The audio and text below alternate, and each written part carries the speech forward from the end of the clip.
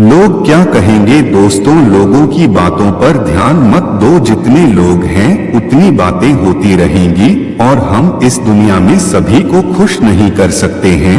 आप अपने आज में खुश रहो, अपने प्रेजेंट टाइम्स में खुश रहो। आइए इसे एक छोटी सी कहानी के माध्यम से समझते हैं।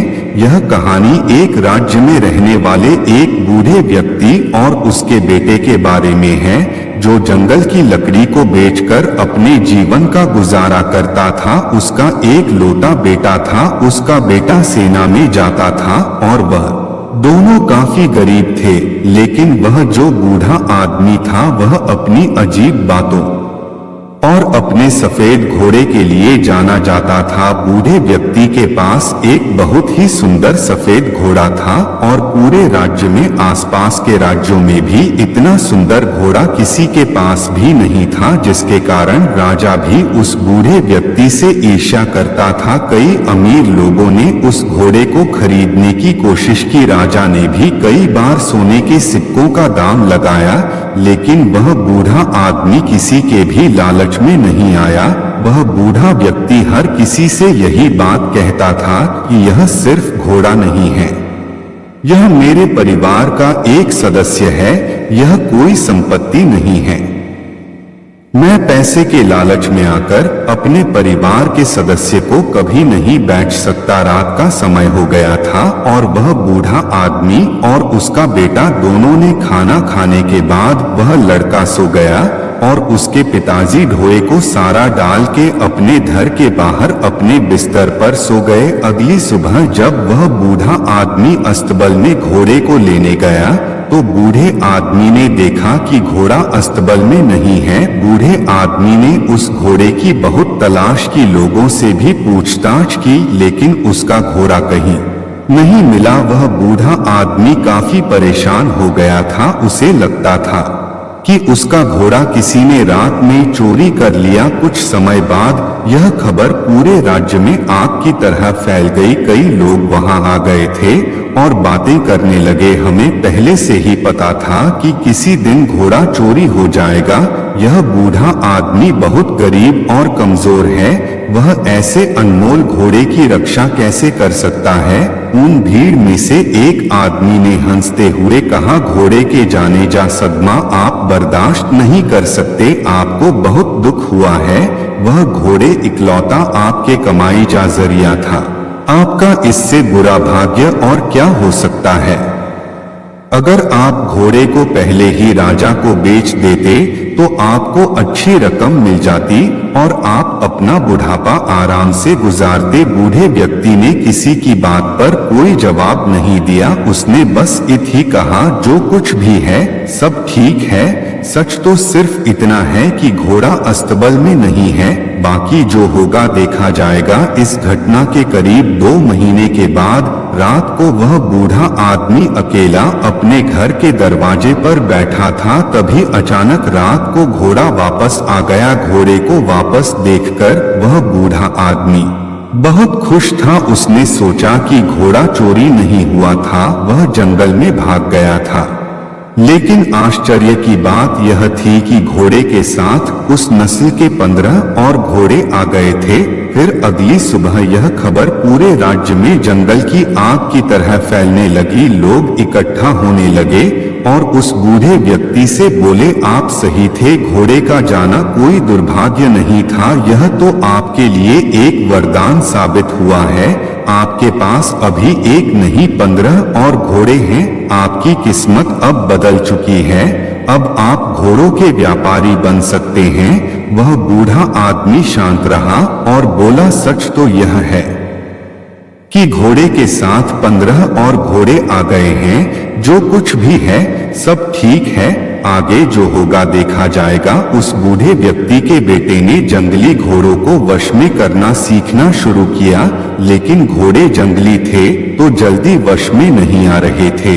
लेकिन सिर्फ 3 दिन के बाद लड़का जंगली घोड़े पर बैठकर घोड़े को वश में करने का प्रयास कर रहा था, पर वह घोड़े से नीचे गिर गया और उसे काफी जख्म भी लगे थे और उसके पैर की हड्डियां टूट गई। बूढ़े व्यक्ति ने देखा कि उसका बेटा नीचे गिरा पड़ा और वह दर्द से चिल्ला रहा है। और फिर कुछ लोग उसे वैद्य जी के पास ले गए। लोग फिर इकट्ठे हुए और दुखी होकर बोले, आपके साथ बहुत बुरी चीजें हुई हैं। 15 घोड़े मिलना कोई आशीर्वाद नहीं था बल्कि अभिशाप था। आपके इकलौते बेटे का पैर टूट चुका है, अब उसकी शादी कैसे होगी। गरीब आदमी बदकिस्मत है, लेकिन वह बूढ़ा आदमी लोगों की बातों से प्रभावित नहीं हुआ। उस बूढ़े आदमी ने कहा, सच तो यह है कि बेटे ने एक पैर खो दिया है। यह भी सच है कि अब मुझे उसके बुढ़ापे में उसकी मदद करनी होगी, लेकिन जो कुछ भी है सब ठीक है, आगे जो होगा देखा जाएगा।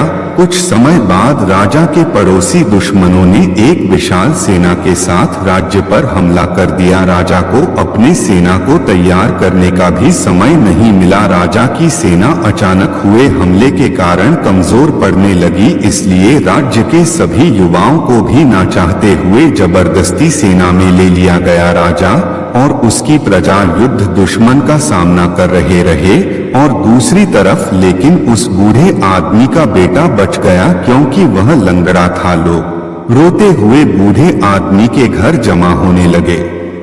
लोगों ने उनसे कहा, आप सही थे, आपके बेटे का टूटा हुआ पैर आपके लिए आशीर्वाद साबित हुआ है। उसे युद्ध में नहीं जाना पड़ा, लेकिन हम सभी बहुत परेशान हैं। हमारे बच्चे अब चले गए हैं, हमें नहीं पता कि वे युद्ध से वापस आएंगे या नहीं। हम सभी जानते हैं कि आप सुख और दुख में एक से रहते हैं, लेकिन आप यह कर कैसे लेते हैं।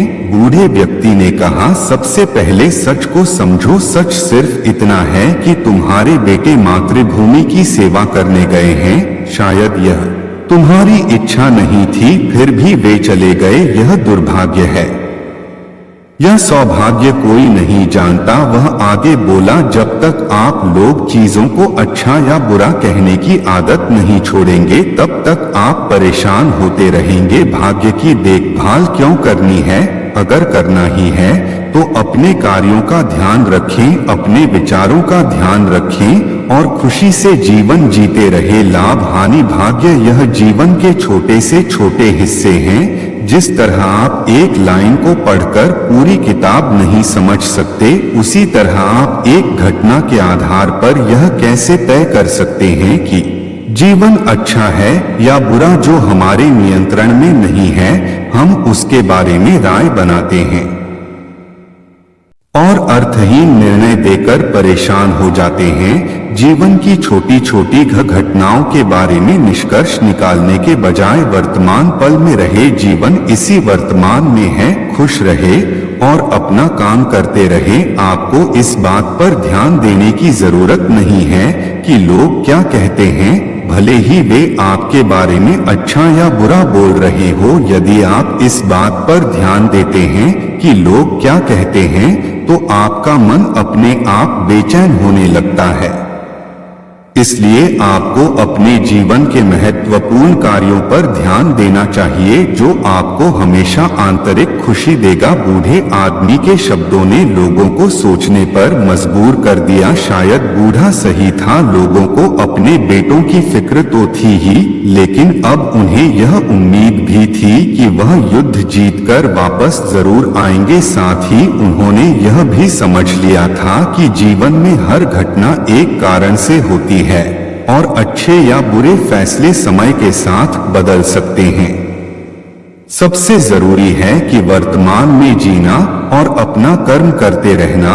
और उसके बाद करीब 2 दिन बाद राजा यह युद्ध जीत गया, लेकिन उस युद्ध में काफी सैनिक और वह नौजवान घायल हो चुके थे। सब लोग उन्हें वापस देखकर बहुत खुश थे और वह बूढ़ा आदमी और उसका बेटा दोनों वर्तमान में आराम से जीने लगे। दोस्तों, इस कहानी से हमें यह सीख मिलती है कि लोगों की बातों पर ध्यान मत दो। जितने लोग हैं उतनी बातें होती रहेंगी और हम इस दुनिया में सभी को खुश नहीं कर सकते हैं।